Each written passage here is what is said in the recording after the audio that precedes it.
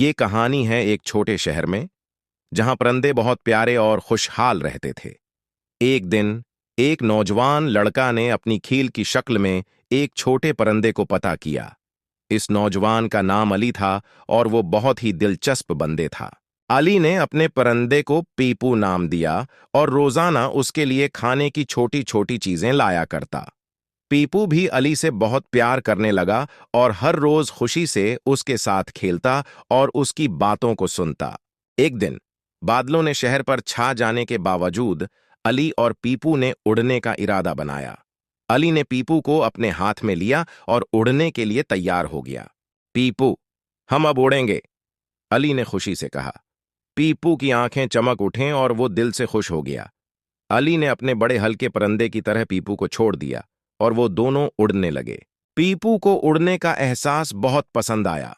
वो हवा में अपने पंजे फैलाता और बलबलाता रहा। अली भी बहुत खुश था कि वो अपने दोस्त को उड़ने की खुशी दे सकता था।